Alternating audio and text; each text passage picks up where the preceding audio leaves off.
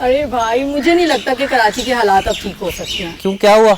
अभी भी कुछ होना बाकी नहीं। आप इंतजार किस बात का करें? हाँ, आप मुझे बता देना ताकि मैं वो भी करवा दूं आपकी तसल्ली। मेरा मकसद आपको गुस्सा दिलाना नहीं है, मैं आपसे तफरीह नहीं कर रहा, मैं तो आपकी बात समझना चाह रहा हूँ। देखिए, अब वक्त आ गया कि ये नाइंसाफी बंद हो, हम कराची वालों को हमारा हक मिले।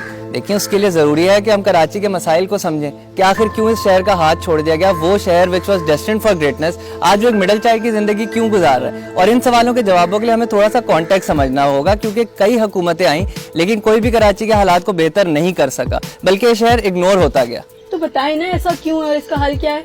चलें आए इस पे बात करते हैं। अगर हम पिछले 20 सालों का जायजा लें तो ये बात बहुत वाज़ेह है कि कराची के हालात सिर्फ उस वक्त बेहतरी की तरफ गए थे जब वहाँ पे सिटी डिस्ट्रिक्ट गवर्नमेंट का निज़ाम था। उस वक्त कराची का इख्तियार और कराची की जिम्मेदारी उसी के इलेक्टेड लोगों के पास थी। और दुनिया के तमाम मेगा सिटीज जैसे कि न्यूयॉर्क, टोक्यो वगैरह, वहाँ पर भी यही होता है कि सिटी की जिम्मेदारी उसी की कॉरपोरेशंस के पास होती है। लेकिन ये निज़ाम यहाँ पर ज़्यादा चल नहीं पाया और 2012 में सिटी डिस्ट्रिक्ट गवर्नमेंट के निज़ाम को ख़त्म किया गया, जिसके नतीजे में सारा कंट्रोल, अथॉरिटी और पॉलिटिकल पावर प्रोविंशियल गवर्नमेंट के पास चली गई।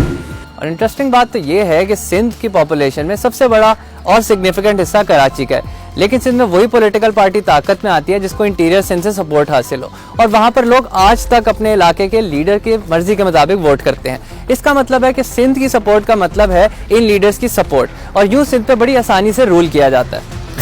और तकरीबन तमाम न्यूज़ आउटलेट्स और कई माहिरीन इस तरह के आर्टिकल शेयर कर चुके हैं जिनके एनालिसिस के मुताबिक कराची की एक्चुअल पॉपुलेशन रिपोर्टेड नंबर से कई ज़्यादा है। अब इस अंडर रिपोर्टिंग की वजह तो आप समझ ही सकते हैं, क्योंकि कराची की पॉपुलेशन जितनी ज़्यादा होगी फेडरल और प्रोविंशियल असेंबली में उसके हिसाब से सीट्स और रिप्रेजेंटेशन बढ़ेगी, और ये कुछ लोगों के ज़ाती मफाद के खिलाफ है।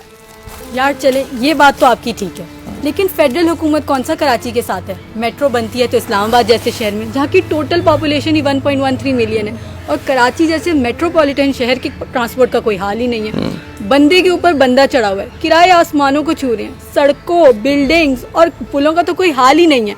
और फिर वो जो स्कीमें आती हैं ना लैपटॉप शैपटॉप वाली, वो भी लाहौर में आती हैं और कराची को हर मामले में इग्नोर करती है। देखिए, आपकी बात बिल्कुल ठीक है। चले आए कराची का प्रोविंशियल और फेडरल लेवल पे इन डेप्थ जायजा लेते हैं।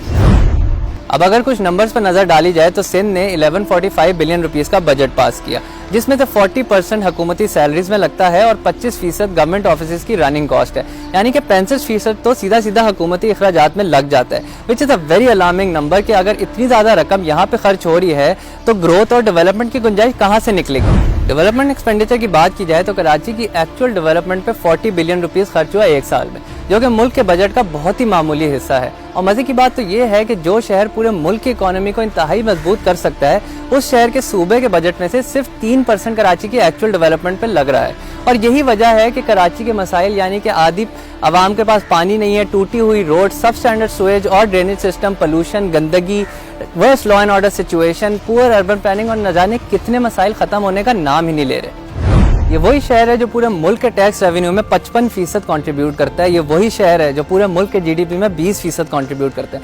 ये वो शहर है जहाँ पे पूरे मुल्क से लोग नौकरियां करने और अपने बच्चों का पेट पालने आते हैं। ये वही शहर है जहाँ पे हर कास्ट और एथनिसिटी के लोगों को वेलकम किया जाता है। वो तमाम लोग कराची को अपना घर मानते हैं। तो आखिर इस शहर की गलती क्या है? क्यों इस सोने की चिड़िया को इतने अरसे पिंजरे में बंद रखा गया? अरे भैया, क्या बातें कर रहे हो यार, क्या चल रहा है? ये इस्लामाबाद वाले कराची वालों का साथ क्यों नहीं देते यार? हमारे बगैर ये मुल्क नहीं चल सकता यार। अच्छा, चले आए इस पे बात कर लेते हैं। अगर एक आम शहरी की हैसियत से पूछें तो कोई भी पाकिस्तानी ऐसा नहीं है जो कि कराची की तरक्की के लिए दुआगो ना हो। ये सब पीसेस ऑफ पजल हैं। जहाँ पर कराची पूरे मुल्क की इकोनॉमी को लीड करता है तो वहीं पर बाकी सूबे उसको पानी और खाना फराहम करते हैं, और फिर पूरा मुल्क कराची के पोर्ट से ट्रेडिंग करके इस इकोनॉमी का पहिया चलाता है। तो हम सब मिलकर ही आगे बढ़ सकते हैं। तो बजाय इसके कि हम एक दूसरे पर उंगलियां उठाएं, हमें चाहिए कि हम मिलकर कराची को सपोर्ट करें और इसको वहाँ लेकर जाएं जिसका यह पोटेंशियल रखता है। दुनिया भर के मुल्क अपने मेगा सिटीज़ को फुली सपोर्ट करते हैं। मिसालें आपके सामने हैं, जैसे कि लंदन, टोक्यो, न्यूयॉर्क वगैरह। और उसकी वजह यही है कि ये मेगा सिटीज़ पूरे मुल्क की तकदीरें बदलने की सलाहियत रखते हैं। मिसाल के तौर पर न्यूयॉर्क का जीडीपी $1.7 ट्रिलियन, टोक्यो का $1.6 ट्रिलियन और बीजिंग का $465 बिलियन था 2018 की एक रिपोर्ट के मुताबिक। लेकिन अनफॉर्चुनेटली पाकिस्तान में पॉलिटिकल इख्तलाफात और पावर स्ट्रगल्स की वजह से कराची को उसका हक नहीं मिला।